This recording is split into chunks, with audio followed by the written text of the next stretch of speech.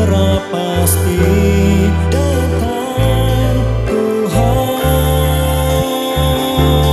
Yesus. Sekarang ku datang di hadirat-Mu, mengakui kekuasaan dan kasih kurnia-Mu Tuhan. Ku akui segalanya milik-Mu Tuhan, karena itu ku beri yang terbaik kepadamu.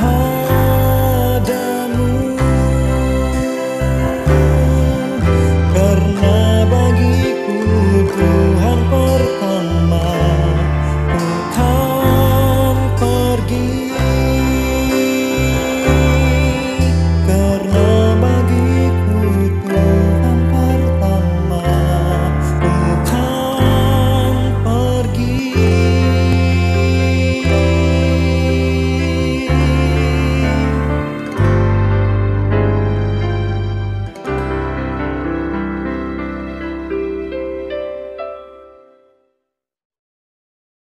Shalom saudara-saudara, para umat-umat Tuhan. Selamat kembali di dalam bacaan nasihat penetelayanan kita pada hari ini, 3 September 2022. Penetelayanan atas milik kebendaan. Tuhan memberi ibu bapa pertama kita tanggung jawab untuk menguasai bumi, memerintah semua hewan, dan menjaga kebun Eden. Keluaran 1 ayat 20 dan Keluaran 2 ayat 15. Semua ini adalah milik mereka, bukan sahaja untuk dinikmati, tetapi untuk diurus. Satu tegahan dikenakan kepada mereka. Mereka tidak boleh memakan dari pohon pengetahuan baik dan jahat. Pohon ini memberi peringatan yang berterusan bahwa Tuhan adalah Tuan punya dan kuasa mutlak di atas bumi. Menghormati tegahan ini, pasangan yang pertama mendemonstrasikan kepercayaan dan ketaatan mereka kepadanya, sampailah mereka menjadi mangsa setan. Selepas kejatuhan, Tuhan tidak lagi menguji melalui pohon pengetahuan. Tetapi umat manusia masih memerlukan peringatan yang berterusan bahwa Tuhan adalah puncak setiap pemberian yang baik dan sempurna. Yakobus 1 ayat 17. Dan bahwa Dialah yang membekalkan kita dengan kuasa untuk mendapat kekayaan. Ulangan 8 ayat 18. Untuk memperingatkan kita bahwa Dia adalah sumber setiap berkat, Tuhan mewujudkan satu sistem persepuluhan dan persembahan. Sistem ini akhirnya membekalkan keperluan keuangan untuk menopang pelayanan imam bait Tuhan bangsa Israel. Seventh-day Adventist telah menerima teladan pelayanan orang-orang Lewi. Sebagai contoh, Alkitab yang baik untuk menampung keuangan membawa Injil ke merata dunia. Tuhan telah menetapkan bahwa pembahagian kabar baik bergantung atas usaha dan persembahan umatnya. Dia memanggil mereka supaya menjadi pengerja bersama yang tidak mementingkan diri dengan Dia, dengan memberi persepuluhan dan persembahan kepadanya. 1. Persepuluhan. Sebagai 1/7 masa kita, yaitu Sabat, adalah milik Tuhan. Sedemikian juga 1/10 semua perkara kebendaan yang kita miliki adalah milik Tuhan.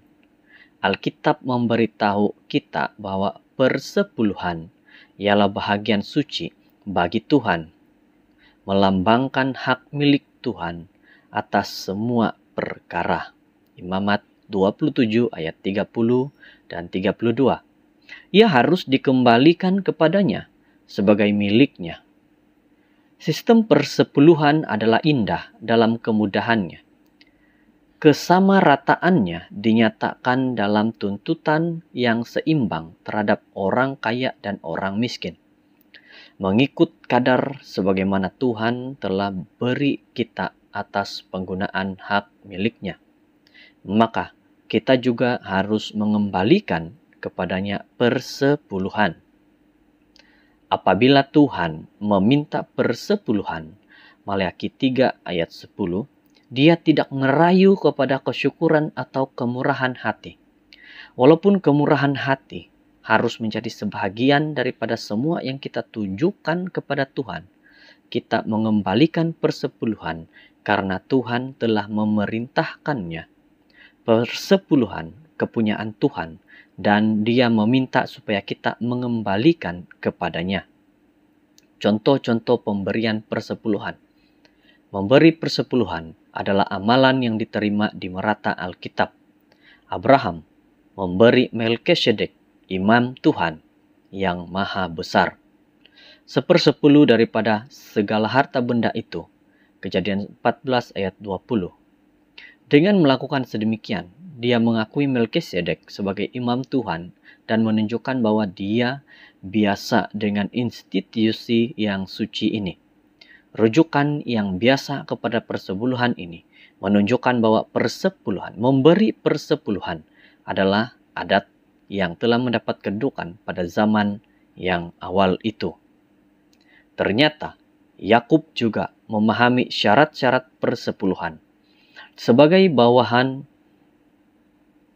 dengan pelarian, sebagai buangan dan pelarian, dia berjanji kepada Tuhan, "Aku akan mempersembahkan kepadamu 1/10 daripada segala sesuatu yang kau kurniakan kepadaku." Kejadian 28 ayat 22. Dan selepas keluaran, apabila Israel telah ditetapkan sebagai satu bangsa, Tuhan mengesahkan kembali hukum persepuluhan sebagai institusi Tuhan, dan padanya kemakmuran Israel bergantung. Jauh daripada membatalkan institusi ini, Perjanjian Baharu menerima kesahihannya. Yesus mengesahkan pemberian persepuluhan dan mengutuk mereka yang melanggar rohnya. Matius 23 ayat 23. Walaupun undang-undang perayaan yang menetapkan persembahan korban yang melambangkan pengorbanan Kristus yang menebus dosa, berakhir pada kematiannya, hukum persepuluhan tidak berakhir. Karena Abraham adalah bapa kepada semua orang percaya, dia adalah contoh untuk pengembalian persepuluhan bagi umat Kristen. Sebagaimana Abraham mengembalikan persepuluhan kepada Melkisedek, imam Tuhan yang maha besar, oleh itu orang percaya Perjanjian Baru mengembalikan persepuluhan kepada Kristus, imam besar kita menurut aturan Melkisedek. Kegunaan persepuluhan. Persepuluhan adalah suci dan harus digunakan untuk tujuan-tujuan suci saja. Tuhan memerintahkan semua persembahan 1/10 daripada hasil tanah, baik biji-bijian daripada tanah maupun daripada buah pohon-pohonan, ialah milik Tuhan.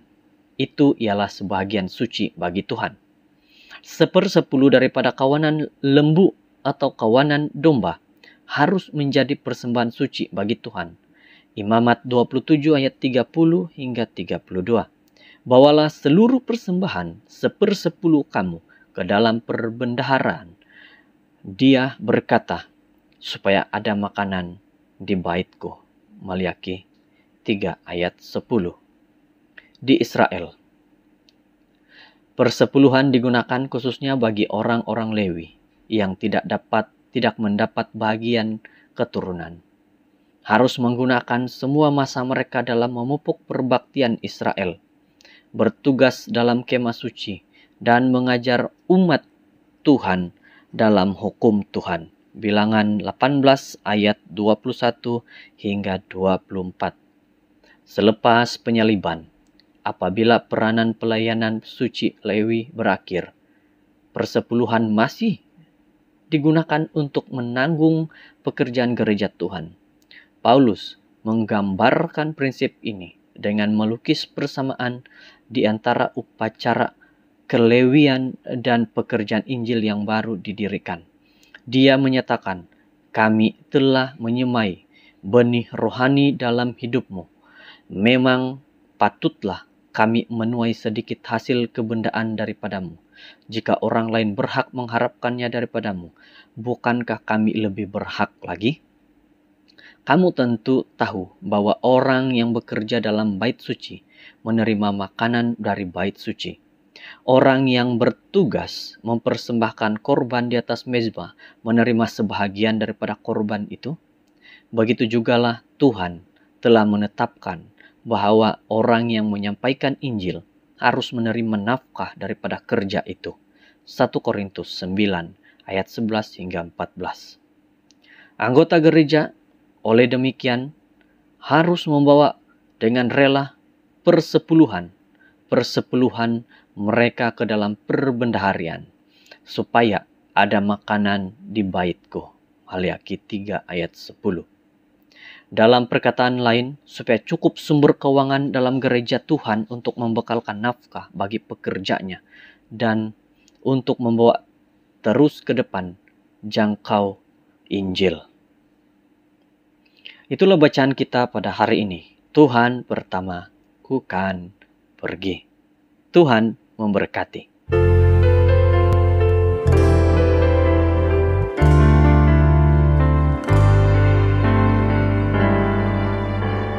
Ya Bapa Tuhan yang perkasa, kekuasaan dan kehendak-Mu ada di tangan-Mu. Anugerah dan kasih kurnia-Mu, Kau beri yang terbaik untuk dunia dari surga. Dialah Yesus Kristus. Sekarang ku datang di hadirat-Mu, mengakui kekuasaan dan kasih kurnia-Mu Tuhan. Ku akui segalanya milik-Mu Tuhan. Karena itu ku beri yang terbaik kepadamu.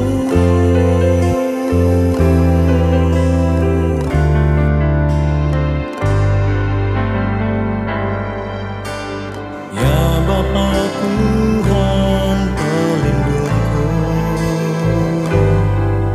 pencipta dan pemilik segalanya, semua di dunia, yang beriku kepercayaan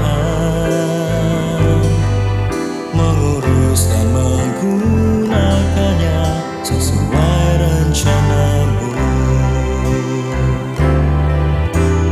agar segera Injil tersebar di seluruh dunia, agar segera pasti